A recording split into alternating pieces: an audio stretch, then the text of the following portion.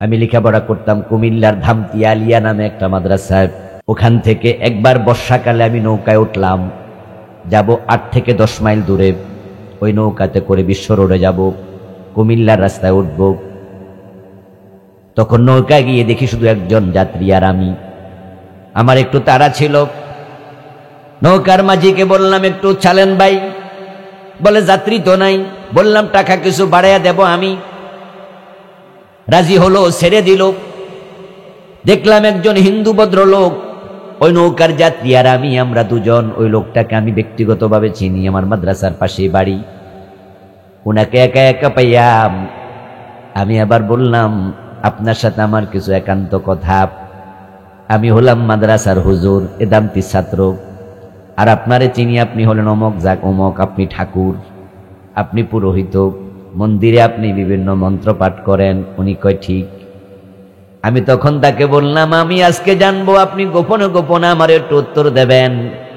মাঝি মাঝির কাম করুক, নৌকা চালাক, হে হুনাও দরকার নেই, আমরা দুইজন শুনবো আর বলবো। এই যে মাটি দিয়া মূর্তি বানায়া, এ মূর্তির সামনে আপনি নম নম করে এটাকে অনেক সম্মান জানান, ভগবান বলেন, তারপরে আবার পানির মাঝে চুবাইয়া দেন। আসলে কি মাটির তৈরি মূর্তি? এটা কি ভগবান হতে পারে? ওই হিন্দু ভদ্রলোক আমারে জবাব দিয়ে বলে, আসলে কিতা করতাম, আমিও তো বুঝি এ মাটি কখনো ভগবান নয়। উনি বলতেছে, হুজুর আমিও বুঝি যে মাটি ভগবান না, কিন্তু বাপ দাদা করছে, আমরাও তো করি। তো আমি বললাম, বুঝলে আপনি এগুলো ছাড়েন না কেন? এবার ভদ্রলোক বলতেছে, কেমনে ছাড়ি? ছাড়লে তো পরিবার থেকে বিরোধিতা আসবে, সমাজ থেকে বিরোধিতা আসবে, ছেলে মেয়ের সাথে সম্পর্ক নষ্ট হবে। এই বাস্তবতার কারণে অনেক কিছু বুঝার পরেও বলা যায় না। আল্লাহর কত বড় দয়া! আপনার মা মুসলিম, বাবা মুসলিম, জন্মের পর পর আপনাকে কোলে নিয়ে কানে আজানের ধ্বনি ফুঁকিয়েছে। আল্লাহর কত বড় দয়া! আপনার জন্মের পর 7 দিনের মাথায় মুসলমানের নাম রেখেছে। আপনাকে ছোট্ট বয়সে যখন কথা বলতে শিখেছেন, আপনার মা আপনাকে আল্লাহর কথা শুনাইছে, আল্লাহ বলতে শিখাইছে, সালাম শিখাইছে, তারপরে মক্তবে পাঠাইয়া দিছে। আপনি সেখানে সূরা ফাতিহা মুখস্থ করেছেন, কালেমা মুখস্থ করে ফেলেছেন। আপনি নিজেই নিজে একজন মুসলিম হয়েছেন, সেজন্য কোনো পরীক্ষার মুখোমুখি হওয়া লাগে নাই। অতটুকু বলে আবার প্রশ্ন করতে চাই, এই যে আল্লাহ আপনাকে হিন্দুর ঘরে, খ্রিস্টানের ঘরে, ইহুদির ঘরে পাঠায় নাই, আপনাকে মুসলমান মায়ের পেটে পাঠাইছে, এটা কি আল্লাহর নেয়ামত নয়? চুপ থাকলেন কেন? সবাই একটু দয়া করে বলেন, আল্লাহর নেয়ামতের কথা একটু বলেন না, আল্লাহরে শুনান না। এটা কি আল্লাহর নেয়ামত নয়? আল্লাহকে আজ থেকে 3000 বছর আগে অন্য কোন নবীর উম্মত বানায়া পাঠাইতে পারতেন না? পারতেন কিনা? কিন্তু আল্লাহ আপনাকে সর্বশ্রেষ্ঠ নবীর উম্মত বানাইছে। ও দোস্ত, আমরা যে সবচেয়ে সেরা উম্মত পরিচয় দেই, আমরা সেরা হইলাম আমাদের নিজস্ব ক্রেডিটে, নিজস্ব গুণে না রাসূলুল্লাহর উসিলায়? সেরা নবীর উম্মত, তাই আমরা সেরা উম্মত হয়ে গেছি। এখন এই যে সেরা নবীর উম্মত আল্লাহ বানাইছে, এটা কি আল্লাহর নেয়ামত নয়? এবার বলুন তো, নেয়ামতের ব্যাপারে যদি আল্লাহ কিয়ামতের দিন প্রশ্ন করে, উত্তর দেয়া কি লাগবে না? তো আপনি সেরা উম্মত হয়ে কি দায়িত্ব পালন করলেন? কি আপনার ডিউটি? আপনি তো পড়েননি, শিখেননি, জানেননি। আর প্রশ্নের উত্তর যখন দিতে পারবেন না, দায়িত্বে অবহেলার কারণে বেশি শাস্তি হওয়ার সম্ভাবনা আছে না নাই?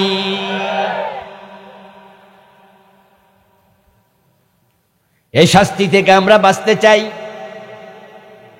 তাই আজকের মাহফিলে আমার আলোচ্য বিষয় হলো উম্মতে মুহাম্মাদীর দায়িত্ব কি, আল্লাহ তাআলা আমাদেরকে কি দায়িত্ব দিয়েছেন, এটা তিনি পবিত্র কোরআনের সূরাতুশ শূরা 13 নম্বর আয়াতে আল্লাহ নিজেই বলেছেন। দায়িত্বটা হলো আন আকিমুদ্দিন, ولا تتفرقوا فيه আল্লাহ বলছেন শারা'a লাকুম মিনাদ-দীন, তোমাদের জন্য আল্লাহ একটি জীবন বিধান বানাইছে, বিধিবদ্ধ নিয়ম বানাইছে, শরীয়ত প্রবর্তন করেছে। মা ওয়াসা বিহি নূহা, যে বিষয় আল্লাহ নূহ নবীকে অর্ডার করেছিলেন। ওয়াল্লাযী আওহাইনা ইলাইকা, ও নবী আপনাকে বিষয়ে আমি ওহী পাঠিয়েছি। ওয়ামা ওয়াসাইনা বিহি ইব্রাহিম, যে বিষয়ে আমি ইব্রাহিমকে বলেছি। ওয়া মূসা, মূসাকে বলেছি। ওয়া ঈসা, ঈসাকে বলেছি। পাঁচজন নবীর আলোচনা চলে আসলো। নূহ আলাইহিস সালাম, নবী মুহাম্মদ সাল্লাল্লাহু আলাইহি ওয়াসাল্লাম, ইব্রাহিম, মূসা এবং ঈসা। এই বড় বড় পাঁচজন নবীর আলোচনা করে আল্লাহ বুঝান, পৃথিবীতে যত নবী এসেছে এর বাহিরে কেউ ছিল না, আমি সবাইকে এই দায়িত্ব দিয়েছিলাম। এই বড় বড় নবীদেরকে দায়িত্ব দিয়েছি। ও উম্মতে মুহাম্মাদি, ওই দায়িত্ব তোমাদের দিলাম। সে দায়িত্বটা হলো আমার জমিনে আমার দিন কায়েম করো। আওয়াজ দিয়ে বলুন তো, জমিন কার? সবাই আবার বলুন কার? তাহলে দিন মানে বিধান, ব্যবস্থা, চেতনা, চিন্তা, শাসন, আইন। এবার বলুন, জমিন যদি আল্লাহর হয়, আল্লাহর জমিনে আইন চলবে কার? আনাকিমুদ্দিন, দিন কায়েম করো। ওয়ালা তাতাফাররাকু ফী, এবং দিন কায়েমের ব্যাপারে তোমরা মত পার্থক্য করিও না, মতভেদ করো না। মতভেদ অনেক বিষয়ে জায়েজ, দিন কায়েমের ব্যাপারে হারাম। আবার বলছি শুনুন, শরীয়তে অসংখ্য বিষয়ে মতভেদ জায়েজ, কিন্তু দিন কায়েমের ব্যাপারে মতভেদ হারাম। যেমন আমিন জোরে বলবেন না আস্তে বলবেন, মতভেদ জায়েজ। ইমাম আবু হানিফা বলেছে আমিন বলো আস্তে। ইমাম শাফি বলেছেন নামাজে ওয়ালাদ-দাল্লিনের পরে আমিন বলবে জোরে। হাত কোথায় বাঁধবেন? ইমাম আবু হানিফা বলেছেন নাভির নিচে। ইমাম আহমদ ইবনে হাম্বল রাহিমাহুল্লাহ বলেছেন বুকের উপর। দুইজন বড় বড় আলেম, তাদের ইখতিলাফ জায়েজ। আমার কাছে মাসালা জিজ্ঞাসা করবেন, হুজুর আমিন যদি জোরে বলে নামাজ হবে? আমি আপনাকে বলবো, ভাই ইমাম শাফি তো জোরে বলার পক্ষে, নামাজ হবে না কইছে কে? উনিও তো বড় আলেম। আমরাই তো বলি চার মাযহাব চারটাই হক, ঠিক না? মাযাহিবুল আরবাআ হাক্কুন, চার মাযহাবই ঠিক। আপনারা যারা উমরায় গেছেন, হজে গেছেন, মক্কাতে মদিনাতে জোরে আমিন বলার লোক আছে না নাই? এক দুজন না, অসংখ্য। এমন জোরে কয় পুরা ছাদ পর্যন্ত গুম গুম করে ওঠে। আমিন আসতেও জায়েজ, জোরেও জায়েজ, হাত এখানেও জায়েজ, ওখানেও জায়েজ। ও দোস্ত, ইখতিলাফ আছে, ইসলামে ইখতিলাফ ছিল, ভিন্ন ভিন্ন হাদিস পাওয়া যায়, তাই ইখতিলাফ হয়েছে। কিন্তু আল্লাহর জমিনে আল্লাহর দিন কায়েম করা লাগবে। আল্লাহকে ওয়ালা তাতাফাররাকু ফী, এখানে কোনো মতবিরোধ করা যাবে না, ভিন্ন মত পোষণ করার কোনো সুযোগ নাই। এই দায়িত্বটা আল্লাহ তাআলা উম্মতে মুহাম্মাদীকে দিলেন। এবার দিন মানে কি? দিন কি? আল্লাহ নিজে বলছেন ইন্নাদ-দীনা ইনদাল্লাহিল ইসলাম। আল্লাহর কাছে দিন শুধু একটা, সেটার নাম হলো ইসলাম। বলুন তো, ইসলাম সর্বশ্রেষ্ঠ ধর্ম নাকি একমাত্র ধর্ম? দেখি দেখি, বলেন বলেন। আমি বলছি, ইসলাম সর্বশ্রেষ্ঠ ধর্ম নাকি একমাত্র? একমাত্রর পক্ষে কে কে আছেন? হাত তোলা দেন দেখি, হাত নামান। সর্বশ্রেষ্ঠ হাত তোলেন। আচ্ছা, এবার বুঝের মাঝে আমরা কিছু সমতা করি, মাঝে মাঝে কিছু ভুল বড় লোকেরও হতে পারে, বড় আলেমেরও হতে পারে, লজ্জার কিছু নাই। কারণ ভুল আছে যেখানে, সংশোধনও সেখানে। শুধু নবীদের ভুল হয় না, কারণ আল্লাহ নবীদেরকে নিয়ন্ত্রণ করেন কে? এজন্য তারা নির্ভুল। আমরা যত বড় আলেম হই, যত বড় পণ্ডিত হই, বাড়ি থেকে 50 কিলো দূরে গেলে পূর্ব পশ্চিম লইয়া পেঁচ লেগে যায়, ঠিক না? আপনি যদি পাবলিকের নাজি গাইয়া নামাজ পড়া শুরু করেন মসজিদ ছাড়া, তাহলে দেখবেন এমন হইতে পারে বড় ফিসা পূর্ব দিকে ফিরে নামাজ শুরু করে দিচ্ছে। এই জন্য ভুল হওয়ার মাঝে কোনো লজ্জা নাই, হতেই পারে। আমরা বাংলাদেশে ইসলাম সর্বশ্রেষ্ঠ ধর্ম, এই শব্দটা অনেক শুনি, অথচ শব্দটা একবারে ভুল। কারণ সর্বশ্রেষ্ঠ বাংলাটার কি মিনিং কি? সবার মাঝে সেরা, এই তো কথা। মানে একটা না, অনেকগুলো আছে, এর মাঝে এটা শ্রেষ্ঠ। কিন্তু নাম আল্লাহ বলে ইন্নাদ-দীনা ইনদাল্লাহিল ইসলাম, আল্লাহর কাছে ধর্ম শুধু একটা, এটার নাম হলো ইসলাম। তাই ইসলাম হলো একমাত্র ধর্ম। তাহলে বাকিগুলা কি? এবার অন্য অন্য ধর্ম যে আছে, এই সবগুলাকে বলা হয় আদিয়ানে বাতেলা। ইসলাম আসার পর সব ধর্ম স্থগিত, এখন কোন ধর্ম আর চলমান নাই। 71-এর আগে আমাদের দেশে আজকে যে টাকা আছে, এই টাকাটা ছিল না পাকিস্তানি টাকা ছিল। এখন বাংলাদেশিটা চলবে তো? দেশ যখন স্বাধীন হলো ওই টাকাটা বাতিল। তখন প্রেসিডেন্ট ছিল কে? প্রধানমন্ত্রী ছিল কি? সামরিক বাহিনীর প্রধান ছিল কে? এই শব্দগুলো আমরা জানবো, চিনব। দেশ যখন স্বাধীন হয়ে গেল, তখন যিনি প্রধানমন্ত্রী ছিলেন তিনি আর নাই, সামরিক বাহিনীর প্রধান যিনি ছিলেন তিনিও নাই, প্রেসিডেন্টও নাই, এখন সব চেঞ্জ। ইসলাম আসার আগে ইহুদি ধর্ম ছিল, খ্রিস্ট ধর্ম ছিল, কিন্তু ইসলাম আসার পর সব ধর্ম স্থগিত। এখন আল্লাহর কাছে ধর্ম শুধু একটা, সেটার নাম ইসলাম। কোরআনে আল্লাহ বলেছেন মাইয়াবতাগি গায়রাল ইসলামি দীনাম ফালাই ইউকবালা মিনহু, যদি কোনো ব্যক্তি ইসলাম বাদ দিয়া অন্য কোন দিন তালাশ করে, সেটা তার থেকে গ্রহণ করা হবে না। আজকের পৃথিবীতে খ্রিস্টান পরিচয় দানকারী লোক আছে কিনা? জোরে বলেন, আছে না নাই? খ্রিস্টানরা জান্নাতি না জাহান্নামী? জাহান্নামী। মোমেন না কাফের? ইহুদি আছে না নাই? বর্তমান ইহুদিরা মোমেন না কাফের? হিন্দু আছে না নাই? হিন্দুরা মোমেন না কাফের? তাহলে কি প্রমাণ হলো? মুসলিম সারা যারাই আছে, যত ধর্মই বলুক, ইমানদার হওয়ার সুযোগ আর নেই।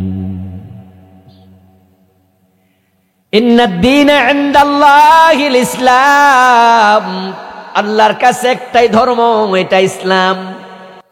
একটা ছোট্ট ভুল আমি সংশোধন করলাম, ইসলাম একমাত্র ধর্ম। আর একটা ভুল আছে, হিন্দুদের যখন দুর্গা পূজা আসে, তখন মুসলমানের সন্তানেরা বলে সনাতন ধর্মাবলম্বীদের দুর্গা পূজা আসছে, সনাতন ধর্ম। তারা হিন্দু ধর্মকে বলে সনাতন। সনাতন শব্দের অর্থ কি? ইয়েস, যে কটা অর্থ আছে তার মাঝে একটা হলো পুরাতন। আদম আলাইহিস সালামের ধর্ম পুরাতন না নতুন? আদমের আগে কোনো মানুষ ছিল নি, তো সবচেয়ে ধর্ম পুরাতন হবে কাট্টা। আদম মূর্তি পূজা করছিল, তো হিন্দু ধর্ম সনাতন হইল কেমনে?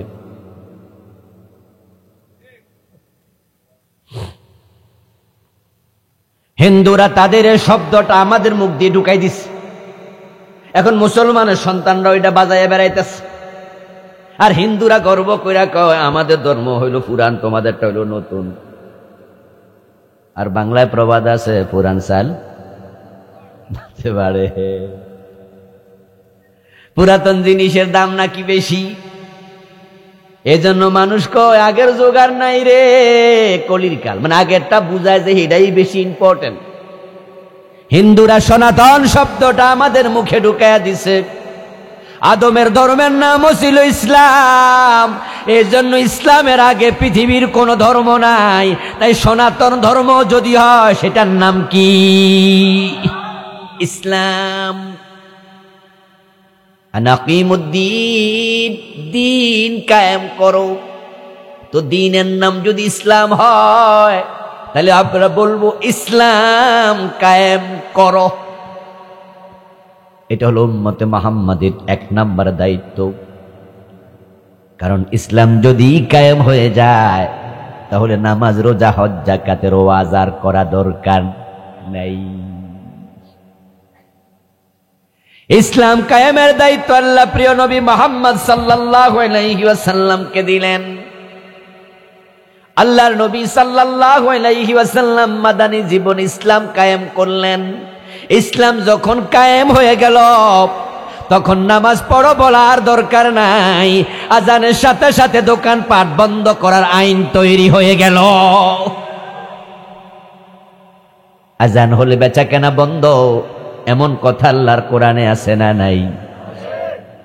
যদি বাংলাদেশে আমরা এটা চালু করতে পারতাম, আজান হওয়ার সাথে সাথে দোকানপাট বন্ধ হয়ে যাবে, অফিস আদালত বন্ধ হয়ে যাবে 15 থেকে 20 মিনিট, আধা ঘন্টার জন্য। টিওনো অফিসে টিওনো হবে ইমাম, অফিসাররা হবে মুসল্লি। ডিসি অফিসে ডিসি হবে ইমাম, বাকিরা হবে মুসল্লি। সচিবালয়ে সচিব হবে ইমাম, বাকিরা হবে মুসল্লি। মন্ত্রণালয়ে মন্ত্রী হবে ইমাম, বাকিরা হবে মুসল্লি। যদি অফিস আদালতে অফিসের প্রথম ব্যক্তিকে আমরা ইমামের জায়গায় দাঁড় করাইয়া দিতে পারি, কোন অফিসে আর ঘোষের লেনদেন থাকবে না, এমনি সোজা হয়ে যাবে।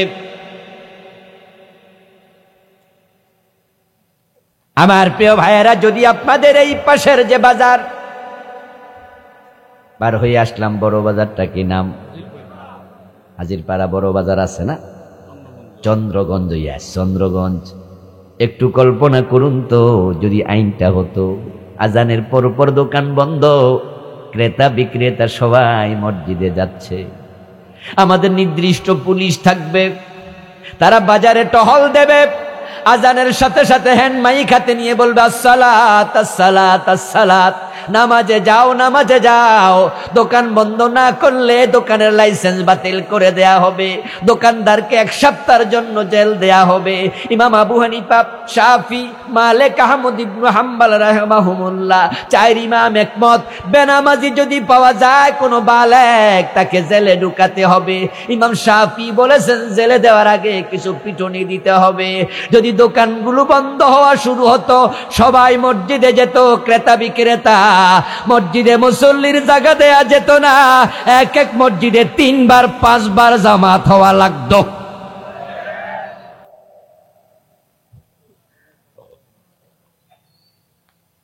এই দেশে নামাজের জন্য কত ওয়াজ হলো, তাবলীগের ভাইয়েরা কত গাছ করলেন, পীর সাহেব হুজুররা কত বললেন নামাজ পড়ো নামাজ পড়ো, আমরা বক্তারা কত ওয়াজ করলাম নামাজের গুরুত্ব নিয়ে, কিন্তু ফজরের টাইমে মসজিদে গেলে মসজিদ ভর্তি না খালি, নামাজি কই? মাগরিবের সময় চন্দ্রগঞ্জ বাজারের বড় মসজিদে মাগরিব পড়ে একটু বারান্দায় এসে দাঁড়াবেন, বারান্দায় দাঁড়ায়া তাকায়া দেখবেন কি পরিমাণ মানুষ বাজারে আছে। 10% মানুষও মসজিদে, বরং মসজিদের পাশের চা দোকানে বসে বসে বিড়ি টানে, নামাজে আসে নাই এমন মুসল্লি আছে না নাই? অথচ নামাজ পড়া নফল না ফরজ? নামাজ পড়া ফরজ না কায়েম করাও ফরজ? তো কায়েমের খবর কি? আল্লাহ আর কায়েমের ব্যাপারে বলেছেন ডজন ডজন ডজন ডজন বার। আকিমুস সালাহ ইউকিমুনাস সালাহ আকামুস সালাহ তুকিমুনাস সালাহ, এইভাবে বারবার কায়েম করো কায়েম করো কায়েম করো। আর সূরা কাউসারে বলছেন ফাসাল্লি লিরাব্বিকা ওয়ানহার, তোমার রবের জন্য নামাজ পড়ো। নামাজ পড়ার ব্যাপারে আছে শুধু একবার, কায়েমের ব্যাপারে আছে প্রায় ৮০ বার। এখন বাংলাদেশে নামাজ কায়েম আছে নাকি? এজন্য আল্লাহ বুঝি প্রশ্ন করবেন না।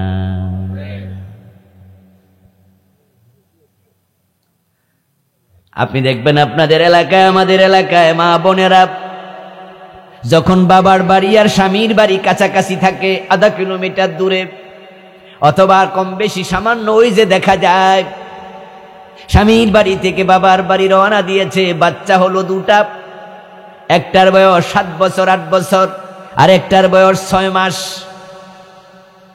মা যখন রওনা দেয় বিকাল বেলায় বাবার বাড়ি থেকে স্বামীর বাড়িতে, যেটার বয়স 7 বছর এটার মাথার মাঝে একটা কাপড়ের গাঁটটি তুইলা দিয়া কয়, তো এটা মাথাত লইয়া হাঁট। আর যেটার 6 মাস বয়স এটারে কোলে লইয়া হাঁটে। এখন যেটা 7 বছর ওইটা যদি কয় আম্মা কামড়া কি হইলো, হেতেরে কোলে লইছো, আমারে তো কোলে লইছই না, উল্টা আরো কাপড়ের গাঁটটি দিছ, তখন মা জবাব দেবে তুই হেতের চেয়ে বড়, তাই তোর দায়িত্বটাও বেশি। হেতে তো ছোট, তাই হেতেরে কোলে লইছি, তুই তো বড়। তে যদি আমি বড়, আমি নিজে নিজে হাঁটি, এটাই তো রহমত, এটাই তো তোমার উপকার, আমার কোলে লওয়া লাগলো না, তোমার গাঁটটি নিতাম না। তখন মা কইব বেদ্যপ, এই বেদ্যপি শিখলি কই, এদিকে আয়, কইব না? ও দোস্ত, আল্লাহ তাআলা সেরা উম্মত বানাইছে, শুধু নিজে নিজে নামাজ পড়া জান্নাতে যেতে পারবা না, সমাজে নামাজ কায়েম করার দায়িত্ব আল্লাহ তোমাদের দিছে।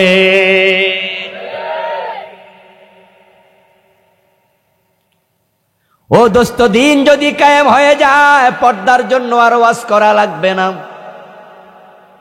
আমরা আইন করে দেব, কোন মেয়ে অশালীন পোশাক পরে রাস্তায় নামতে পারবে না।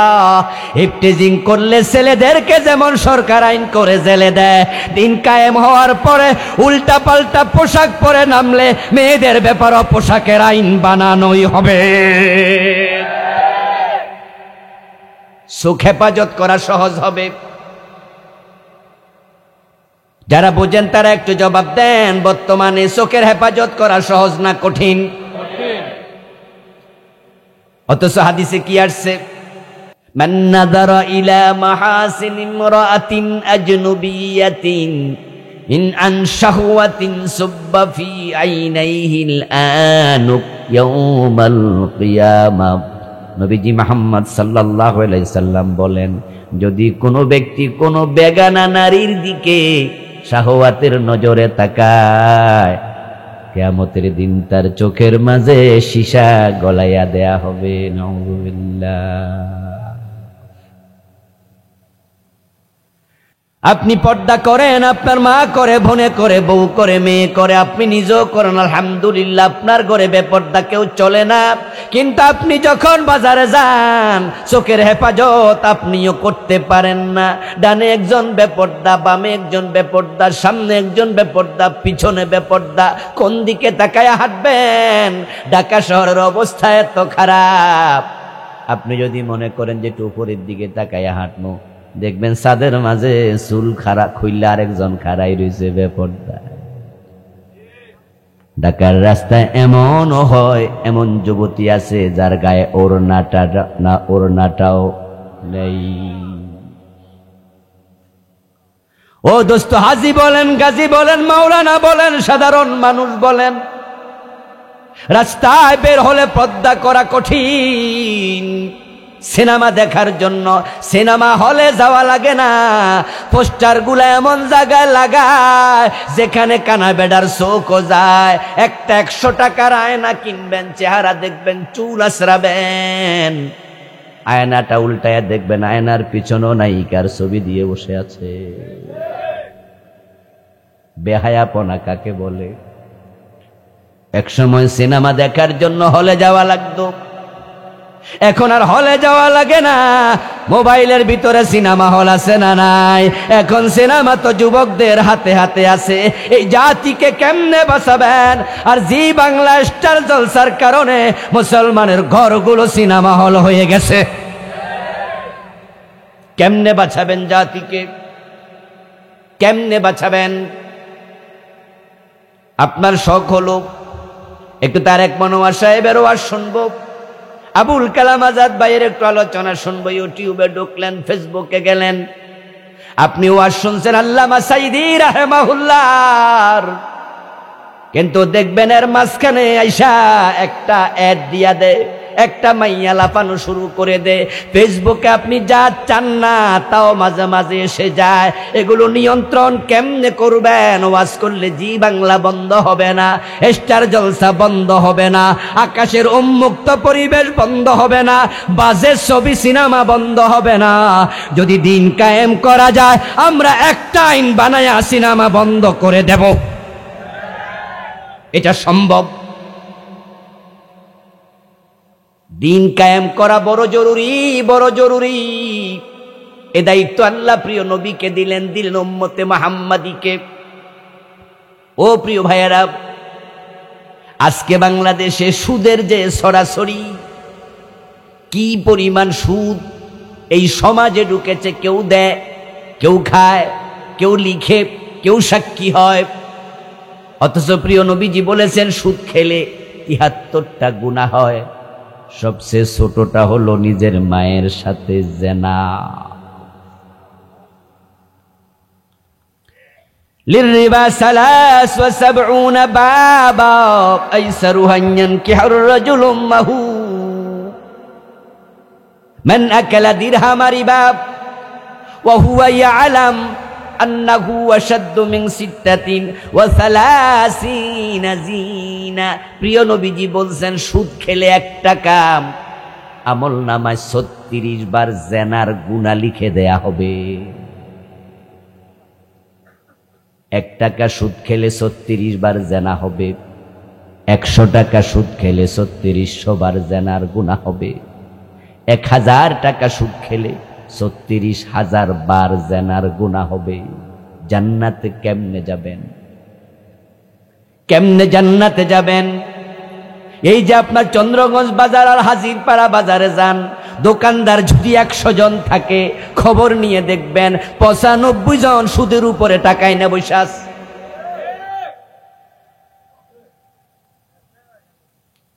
অদস্ত আমার রাস্তায় যে সিএনজি গাড়িগুলো চলে, অটো রিক্সাগুলো চলে, ১০০টা যদি সাক্ষাৎকার নেন, ৯৫ থেকে ৯৮টা বলবে সুদে টাকাই না কিনছি।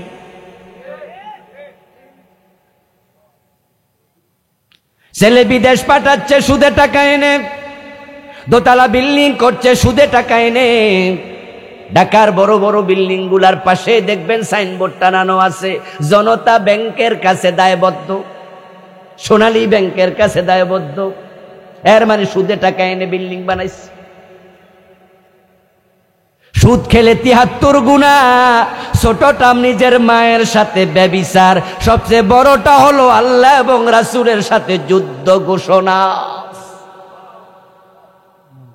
ওয়াজ তো অনেক হলো, সুদের বিরুদ্ধে কত ওয়াজ হুজুররা করলেন। আমাদের সে বড় বড় আলেমেরা সুদের বিরুদ্ধে ওয়াজ করতে করতে মরে গেছে। আপনারা বলুন তো, সুদ কি মারা গেছে না আরো জোয়ান হইছে? কেমনে বন্ধ হবে? কিভাবে সম্ভব? শুধু দিন কায়েমের মাধ্যমে সম্ভব। যদি ১৫১ জন কোরআনওয়ালা সংসদে পাঠানো যায়, একদিনে সুদ বন্ধ করা যাবে।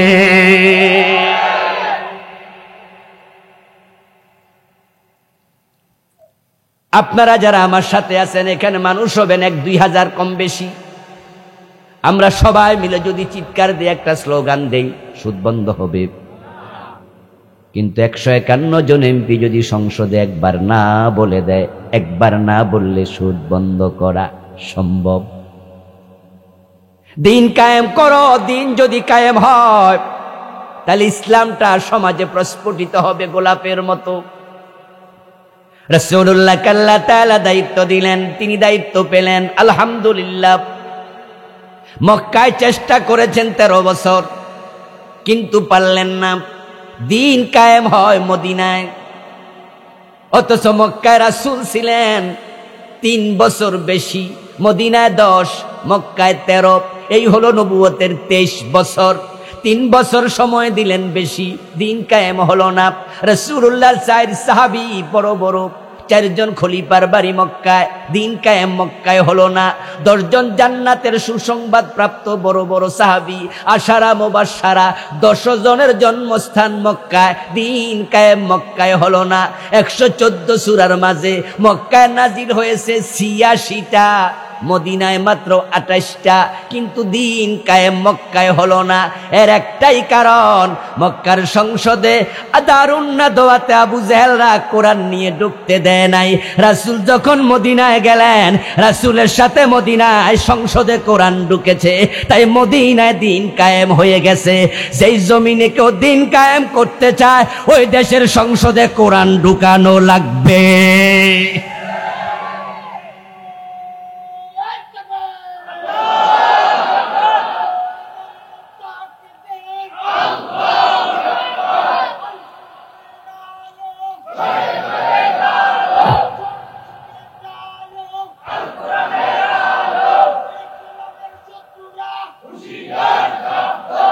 আমার প্রিয় ভাই, প্রিয় নবীজি 13টা বছর মক্কায় কাটালেন। আবু জেহেল না মক্কার সংসদ দারুন নাদওয়াতে মিটিং করলো, সিদ্ধান্ত নিল, وقال الذين كفروا لا تسمعوا لهذا القرآن।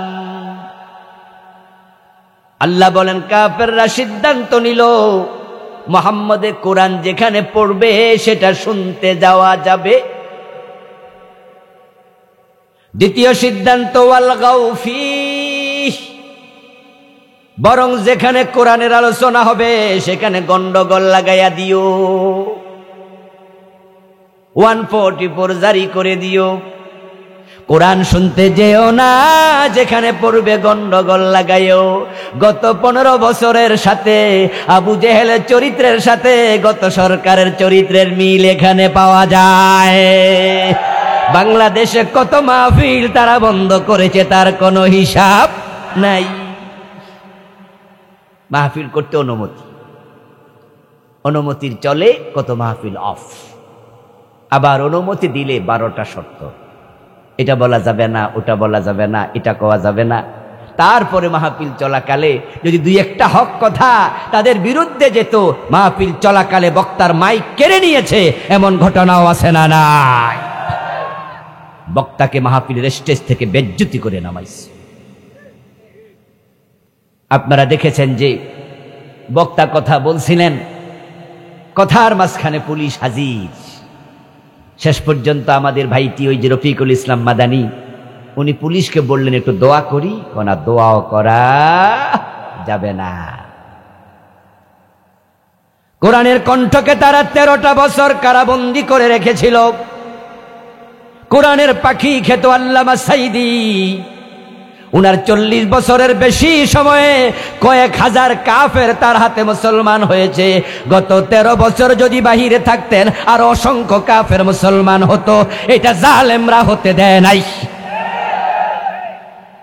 মনে হয় যেন সে আবু জেহেলের চরিত্র। মক্কার সংসদের নাম দারুন নাদওয়া। ওরা বলছে কোরআন শুনতে যাওয়া যাবে না, কোরআন যেখানে পড়া হবে সেখানে গন্ডগোল লাগাতে হবে। শেষ পর্যন্ত প্রিয় নবীজিকে হত্যা করার জন্য তারা সিদ্ধান্ত নিল।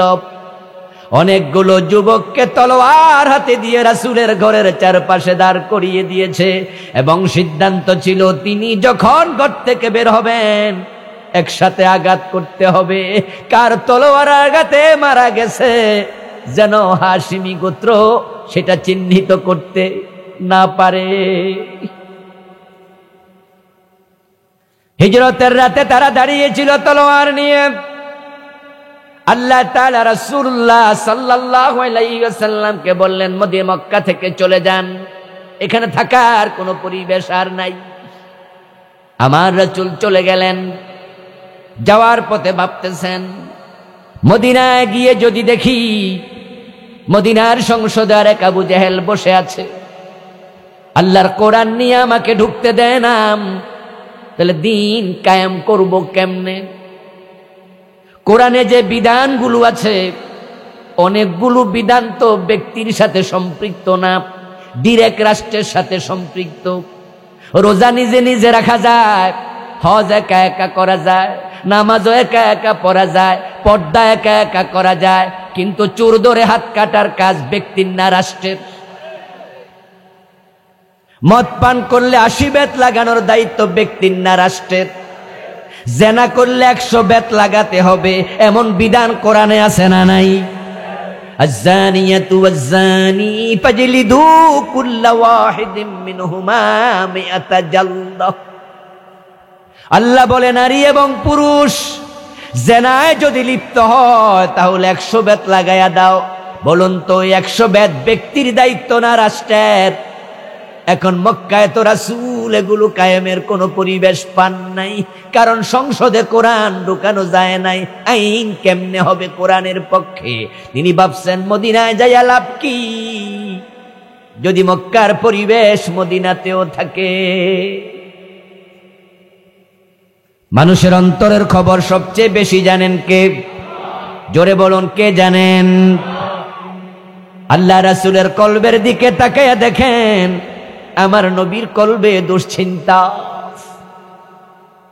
জিবরিলকে পাঠিয়ে দিলেন, যাও আমার রাসূলকে একটা দোয়া শিখায়া দাও। নবী দোয়া করলেন, কোরআনের আয়াত, ওয়া কুর রাব্বি আদখিলনি মুদখালা সিদকিন ওয়া আখরিজনি মুখরাজা সিদক ওয়াজআল লি মিন লাদুনকা সুলতানান নাসীরা। সবাই আওয়াজ দিয়া বলেন সুবহানাল্লাহ। ও নবী, আপনি আমার কাছে রাষ্ট্র ক্ষমতা চাইয়া দোয়া করেন। আপনি বলেন, ওয়াজআল লি মিন লাদুনকা সুলতানান নাসীরা। ও আল্লাহ, আমি মদিনায় যাচ্ছি, যেন তোমার দিন কায়েম করতে পারি, তুমি আমাকে রাষ্ট্র ক্ষমতা দিয়ে সাহায্য করো। সুবহানাল্লাহ। আপনি আমার কাছে চান। এবার আপনাদের কাছে জানতে চাইব, বলুন তো ক্ষমতার মালিক কে? এই কি কইতাছেন? ঠিক কইরা কইতাছেন নি? বুঝা শুনা কইেন। আমাদের সংবিধানে লেখা আছে ক্ষমতার মালিক জনগণ। এই জন্য আমাদের নেতারা মাইক হাতে নিয়ে কয়দিন পরে নির্বাচনের আগে বলবে, জনগণ সকল ক্ষমতার। নাউজুবিল্লাহ পড়েন।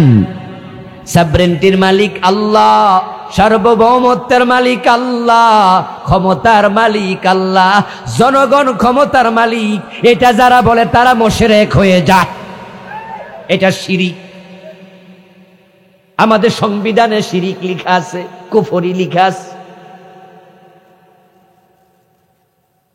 এই জন্যই তো সংবিধান পরিবর্তনের কথা আমরা বলি। এই 53 বছরের সংবিধান আমাদেরকে সুখ দিতে পারে নাই, সমৃদ্ধি দিতে পারে নাই। ডক্টর কামালের লেখা সংবিধান ব্যর্থতায় পর্যবসিত হয়েছে।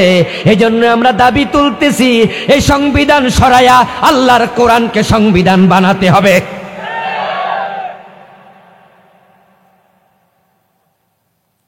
জনগণ সকল ক্ষমতার উৎস, এটা শিরিক, এ কথা বলা যাবে না।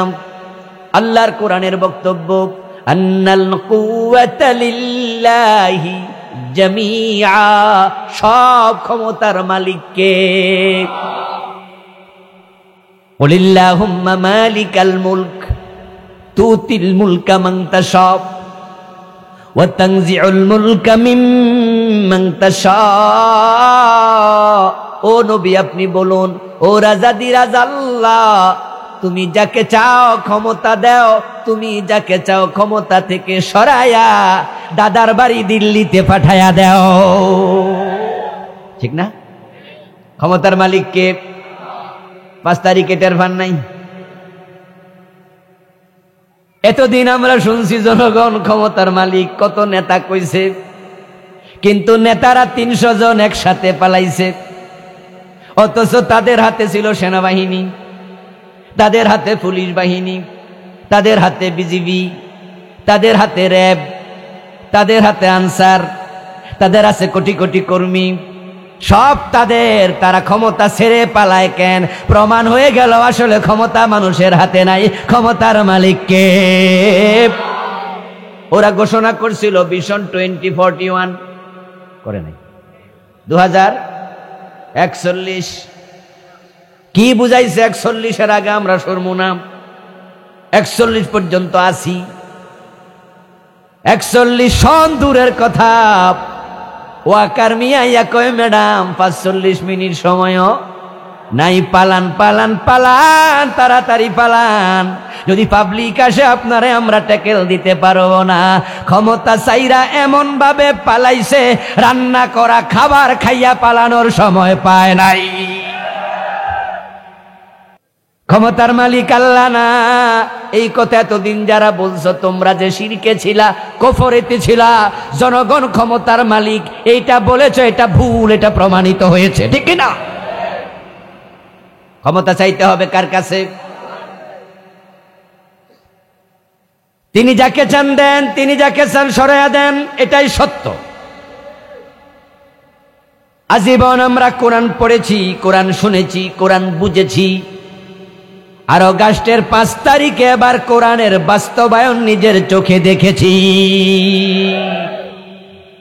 তিনি যাকে চান তাকে দেন, এই কথাটা যে কত সত্য ডক্টর মোহাম্মদ ইউনূসের দিকে তাকাইলে তো বোঝা যায়। আচ্ছা, 5 তারিখের আগে এই বেটা কি কল্পনা করছে জীবনে এই চেয়ারে বইব? স্বপ্নেও কোনোদিন ভাবছে? আপনারা শিক্ষিত সচেতন মানুষেরা জানেন যে উনার বিরুদ্ধে যে বড় বড় মামলা ছিল, উনাকে হাইকোর্টে যখন জজ কোর্টে উনাকে তুলছে, একদিন 8 তলা ভবনের 8ম তলায় তার এজলাস, লিফট দিছে বন্ধ কইরা। উঠবে কেমনে? হাইটে হাইটে ওঠে, বিদ্যুৎ নাই। কথা ছিল বিদ্যুৎ নিজেরা বন্ধ করে দিয়েছে। তাকে বুঝাইছে তুমি যতই নোবেল লরিয়ট হও, আমাদের কাছে তোমার কোনো দাম নাই। 84 বছর বয়স্ক বৃদ্ধ মানুষটাকে 8 তলায় উঠাইছে। ও উঠে দেখে এজলাসে হাকিম নাই। হাকিম কই? বলে আসবে, আপনি দাঁড়াই থাকেন, বসার জন্য চেয়ার নাই। এই বুড়া মানুষটাকে 84 বছর বয়স্ক নোবেল লরিয়েট, পৃথিবীর অনেক দেশ তাকে সম্মান করে, বেজ্জতি করে ওরা বুঝাইছে। কি বেজ্জতি দেখছো? সামনে টের পাইবা। আসলেও ডক্টর ইউনূস, মোহাম্মদ ইউনূস 5 তারিখের আগে যদি কিছু কল্পনা করে থাকেন, সেটা ছিল আল্লাহ জানে জেল কত বছর খাটা লাগে। কারণ যেই মামলাগুলো ছিল 100 কোটি টাকার না 1000 কোটি টাকা। কথা বলে না কেন ভাইয়েরা? জানেন তো, জানেন তো, 1000 কোটি টাকার মামলা, হাজার হাজার কোটি টাকা। 1-2টা না, অনেকগুলো মামলা। প্রতিটায় যদি 10-12 বছর 15 বছর জেল হয়, তাও 200-250 বছর হইতো। এ বেটা ভাবছে কি আর আল্লাহ করলো কি? আপনাদের জিজ্ঞাসা করতে চাই, ক্ষমতা যে আল্লাহ দেয় তার প্রমাণ ইউনূসের মাঝে আছে কিনা? এবারের যে আন্দোলন, বৈষম্য বিরোধী আন্দোলন, ইউনূস মিয়া কি আন্দোলনের রাস্তায় নামছিল? তার ছেলে মেয়ে নামছিল? ও বেটা তো ছিলই না, ভাবেও নাই। আন্দোলন করলো পোলাপান। সরকার যখন পালিয়ে চলে গেল, তখন পোলাপান উনার মোবাইল নাম্বার সংগ্রহ করে বলছে, স্যার আপনি একটু আসেন, আমার রব কিভাবে কাকে সরায় কাকে বসায়। আমার রাসূল যাচ্ছেন মদিনায়, আমার রাসূল কোথায় যাবেন, কোথায় থাকবেন, কোথায় খাবেন, কার বাসায় উঠবেন, কিচ্ছু জানেন না। ইবেন প্রিয় নবী সাল্লাল্লাহু আলাইহি ওয়াসাল্লাম যখন হিজরত করছিলেন, তখন তার সাথে খাবার দাবারও নাই। আল্লাহর হাবিবের শেলিকা মা আয়েশার বোন আসমা বিনত আবি বকর রাদিয়াল্লাহু তাআলা আনহুমা যখন রাসূল এবং আবু বকর দুইজন মিলে গারে সাউরে আত্মগোপনে আছেন, তখন তিনি একজন দাসকে দিলেন কিছু খাবার, রাসূলের কাছে দিয়ে আসো। খাবারও সাথে নাই। হযরত আসমা নিজের যে গাগরাটা পরনে ছিল, সালোয়ারটা পরনে ছিল, ওই সালোয়ার থেকে উনার যে কোমর বন্ধনী সেটা খুলে মাঝখান দিয়া টান মাইরা ছিলেন। সিরে এক টুকরা দিয়া নিজের কাপড় বানলেন, আর এক টুকরা দিয়া রাসূলুল্লাহর খাবারের পোটলা বানলেন। এই জন্য উনাকে বলে যাতুন নেতাকাইন। আমার রাসূলকে খাবার পাঠানো লেগেছে, 3 দিন খেলেন, তারপরে রওনা দিলেন। পথে কি খাবেন জানেন না? মানুষের বকরির দুধ দহন করে করে খাইয়া খাইয়া মদিনায় গেলেন। কোথায় উঠবেন জানেন না, কোথায় থাকবেন জানেন না, একবারে ঘর সারা বাড়ি সারা দিনহীন নবী। উনাকে আল্লাহ দোয়া শিখায়, আপনি আমার কাছে রাষ্ট্র ক্ষমতা চান। আল্লাহ জানে তিনি চাইলে পথের কাঙ্গালকেও প্রেসিডেন্ট বানাইতে পারে। তখন বলে হুজুরদের লোভ ক্ষমতায় যাওয়ার, আমাদেরকে টিপ্পনি কাটে, এমন আছে না নাই? হুজুররা আবার ক্ষমতার কথা বলে কেন? হুজুররা আবার এটা বলে কেন? ও দোস্ত, আমরা রাষ্ট্র ক্ষমতা রাসূলের চিন্তা মাথায় রেখে চাই। ইসলামের ফৌজদারি আইন চালু করতে হলে রাষ্ট্র ক্ষমতা লাগবে। কোরআনে আছে চোর ধরে হাত কাটো। আইন না বানালে কিভাবে হবে? আর আইন বানানোর জন্য কোরআনওয়ালাদেরকে সংসদে যাওয়া লাগবে। এমপিদের মাসিক বেতন সর্বসাকুল্যে 1.5 লক্ষ টাকার মতো।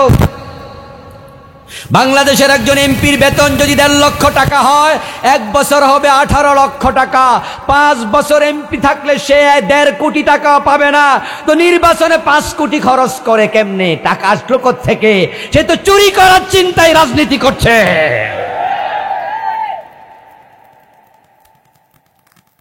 এজন্যই তো আমাদের দেশের টাকা বিদেশে পাঠায়। কানাডায় বেগম পাড়া বানাচ্ছে, মালয়েশিয়াতে সেকেন্ড হোম বানাচ্ছে। আমাদের নেত্রী সাবেক প্রধানমন্ত্রী বলেছেন উনার বাড়ির ফিয়ন কত কোটি টাকার মালিক? 400। এই তথ্য ভুল ছিল। আজকে আমার দেশ পত্রিকার অনলাইন ভার্সনে এসেছে, ওই ফিয়নের অ্যাকাউন্টে মোট টাকা জমা হয়েছে 626 কোটি। উনি বলছিলেন 400 কোটি, তাহলে 226 কোটি কম হয়েছে আর কি। 626 কোটি টাকা। আপনাদেরকে প্রশ্ন করতে চাই, এই টাকা কি চাকরি করে কামাইছে না চুরি করছে? পুলিশের সাবেক আইজিপি বেনজির, তার টাকার অঙ্ক 10,000 কোটি টাকা। এসালাম গ্রুপ ইসলামী ব্যাংকের 18টি শাখা থেকে টাকা বিদেশে পাচার করেছে 80,000 কোটি টাকা। ব্যাংকে এখন গেলে চেক দিলে 10 লাখ টাকার চেক রিফিউজ করছে, টাকা নাই, পরে আসেন। যারা এইভাবে দেশের টাকা চুরি করবে, লুট করবে, তারা কখনো কোরআনের আইনে চোরের হাত কাটার আইন করবে না। যদি চুরি বন্ধ করতে চান, সোনার বাংলা বানাতে চান, কোরআনওয়ালাদেরকে সংসদে পাঠানো দরকার আছে না নাই? তখনই চুরির হাত কাটার বিধান কায়েম হবে।